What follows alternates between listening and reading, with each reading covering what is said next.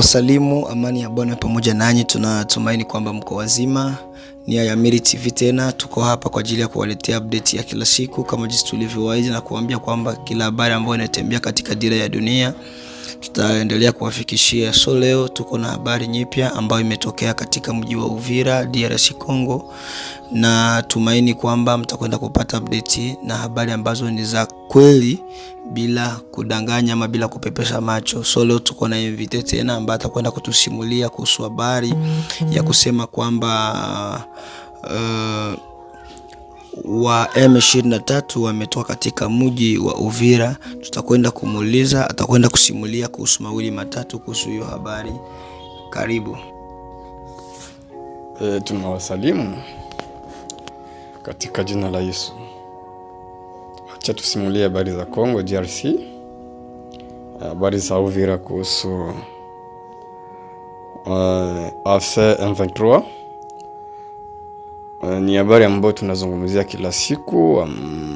Tunaweza kuongea kama tayari wametoka, lakini hatujakuwa na uhakika, sababu niliongea na mtu mmoja mwenye kwa mahali anaongea kama hawaonekani kabisa mjini, hawaonekani barabarani, wana uhakika hawako tena. Na kuna wengine wanasimulia kusema kama inawezekana wanapanda milimani Kageregere, wengine wanasema wenda wanaenda njia za Fizi, wende wapambani huko, lakini tuliona maimage kwa reseaux sociaux wanapakia magari na kuweka silaha zao na kuondoka mara moja. Sasa hizo habari tunabakia souvent, tuko na subiri uhakika utatoka wapi. Najua kama tutapata uhakika, lakini habari kwanza kwa sasa M23 haiko Uvira, ila gaziri gisi wanatembea ndio hatujakuwa na uhakika. Wenda wanarudi Rwanda, wenda wanarudi Bukavu, wanarudi Kamanyola, wanarudi wapi? Wewe baki tu kuna tusikiliza. Karibu sana kwa msikilizaji, karibu sana kwa yule yote ambao wanafuata emission, ila tusubiri tuangalie mambo yataendelea namna gani. Ni hiyo machache ambayo tutaka kueleza.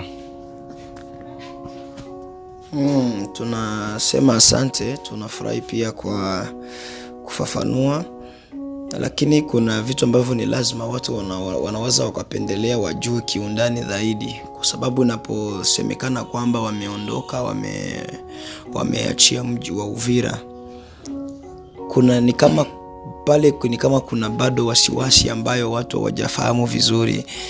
Je, ni kweli kabisa wametoka kabisa na moyo mkunjufu wakiamini, watu waamini kabisa kwamba wamepata uhuru wao kama zamani? Yani kwa sababu kuna mmoja ambao wanasema kwamba labda naweza kuwa ni kama mchezo tu ambao wako wanawachezea, lakini siku baada ya siku tena wanaweza wakarudi katika huo mji. So ni kweli kabisa, unaweza kuwa na uhakika kabisa kwamba wameondoka na kurudi nyumbani kwao? Kikawaida Marekani haifanyi mchezo. Marekani haifanyi mchezo, na kama Marekani iliingilia mambo sawa na hii kati, yani kutakuwa jibu ambayo itakuwa kamili. Trump yeye mwenyewe haezi rudi nyuma. Amekwisha kuambatanisha watu wawili wapatane, na tayari kulisatoka suluhisho. Yenye kubaki sasa tuangalie mambo ya ndani yatafanya nini. Terrain tunaweza kuona kwa mitandao, lakini terrain sasa ina uhakika wake. Terrain sasa tuulize watu wa Uvira, tunapima kuwapigia simu, wanatuambia hawaonekani. Yani mutere pia ile reality inaonekana, ukweli kwenda inaonekana siku kwa siku. Yani naweza kuambia watu kama tubaki tuko tunavumilia, tunaangalia na tunahakikishia kwamba Marekani ilisafanya kazi. Kagame na yeye sasa inaomba afanye kazi, na government ya Kongo nayo iko nafanya kazi kwa uhakika, na kuhakikishia kama M23 iko processes ya kuondoka Kongo. Ila kuna mambo fulani ambayo hawaelewana kuhusu processes ya Doha. nawaza hawakuigusia Washington. Wenda wanaweza kuigusia baadaye, lakini Washington hawakuigusia.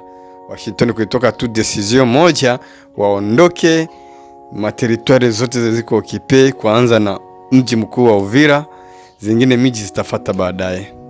Kwa hiyo tuna uhakika kwamba mambo yatakuwa sawa, na tutawapatia habari siku kwa siku, sababu tuna watu hapo Uvira wanatueleza mambo gisi yanaendeka, na hapo tutawapatia habari kamili. Jioni tutawapatia pia nyingine habari kamili kwa kuhakikisha kama mambo yanaendeka namna gani. Niyo nitaka kuambia wasikilizaji wapenzi. Asante, tunafurahi kwa jinsi unaelezea.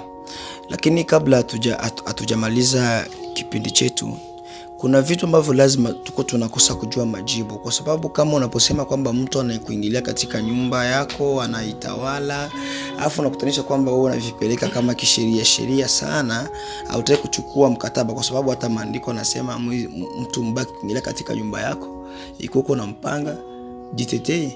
Hautamwacha tu akufanye jinsi anataka, kwa sababu eti wewe ni mpole sana, ama wewe ni Mkristo, ama kivyo vyote vile. Lakini unapoangalia jinsi walivyoingia katika mji wa Kongo, waliingia yani kikawaida kabisa, na wakakaa nadhani hivi takriban ni miezi kama 9 hivi, ambao 9 ni kama 10 hivi wameeneza, yani wanakwenda kufunga mwaka.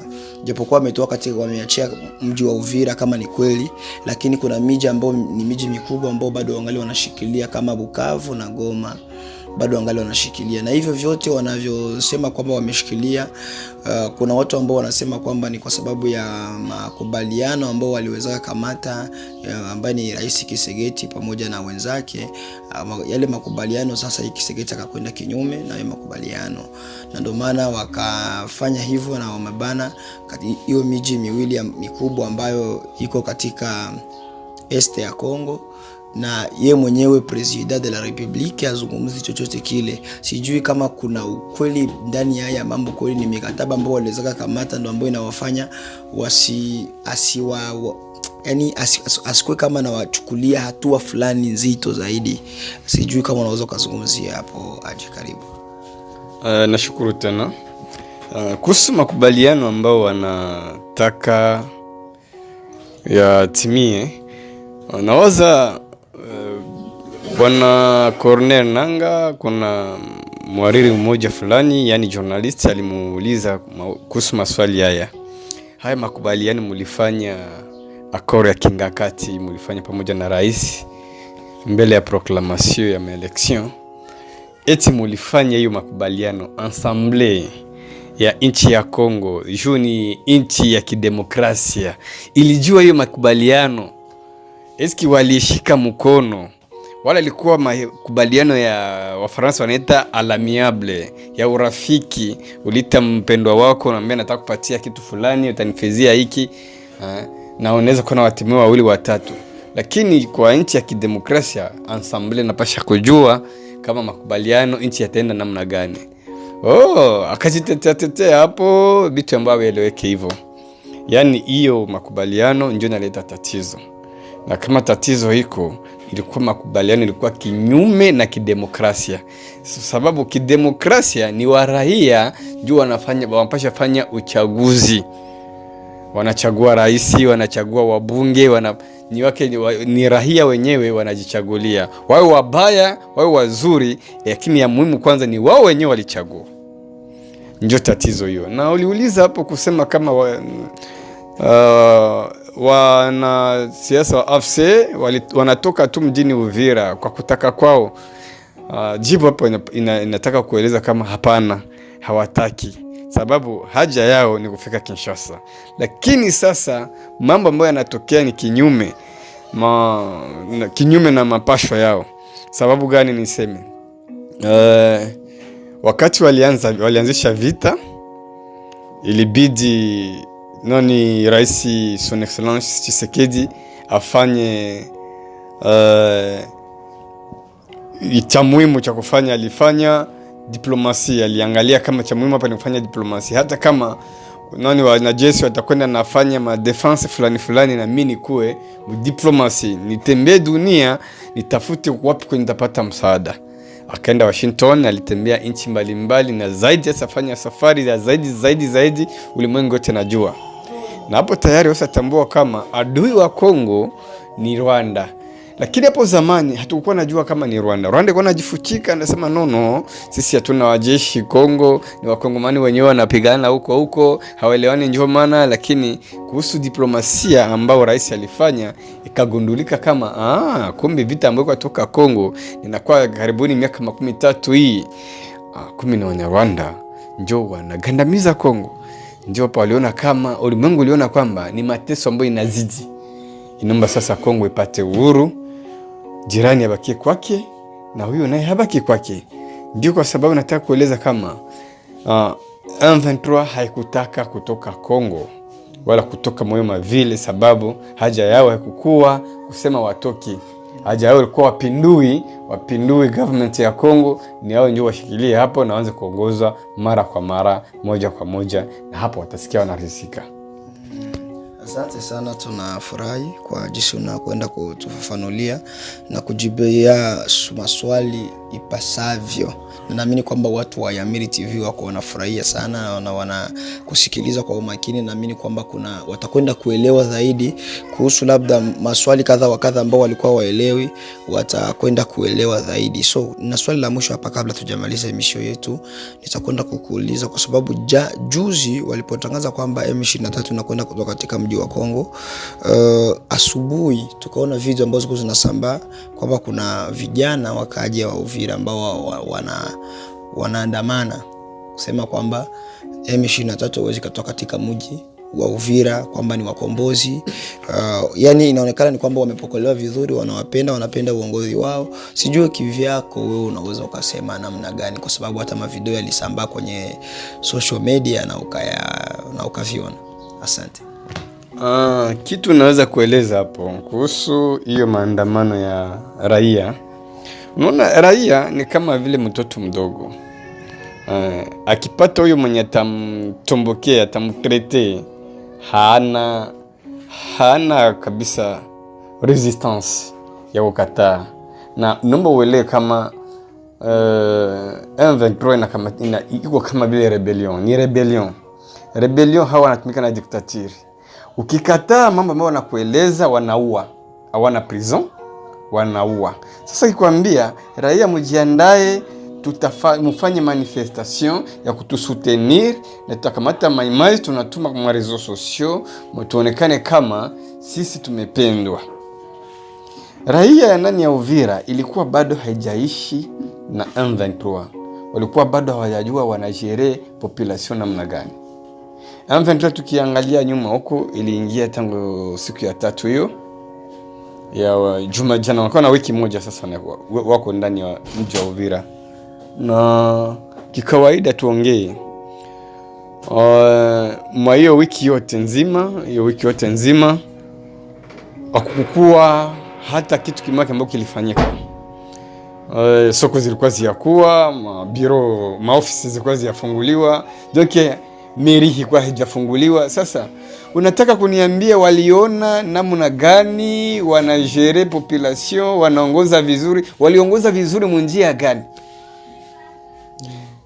Ilitaka kuonyesha kama ni ujanja wa M23. Waliingia, walioblige population na kuwavalisha mavazi yao ya kuonekana kama wana soutenir M23, sababu population haina uwezo ya kukataa. Kwa hiyo wanafanya hiyo ujanja kuona kama ulimwengu uonekane kama wanapendwa na population, lakini jibu kamili hapana. Sababu hapa kulikufa raia 400 morts. Sasa hizo jamaa zilipoteza wale watu. Kiukweli wanapenda wale watu. Wale wenye walikimbia kutoka Uvira wanaacha makao, wanakuja Burundi, kuko pisi ya 20,000 refugiés. Kiukweli wale wenye walibaki pale wanapenda wale watu. Sikuona kama ni udanganyifu mtupu, ndugu yangu. Asante sana, tunafurahi kwa kujibu vizuri. Naamini watu wa Yamiri TV umesikia kwamba ni uongo.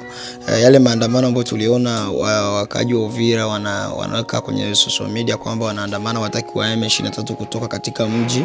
Nadhani hivi umeelewa na umesikiliza kwa umakini. Asante, tunafurahi zaidi. Fanya subscribe kwenye channel yetu. Tumia wengine ili wapate kupata update kila siku nzuri ambazo tutakuwa tunaendelea tukiwaletea hapa hivi, kama jinsi tulivyowaambia kwamba tunawaletea burudani, michezo na habari za kisiasa pia.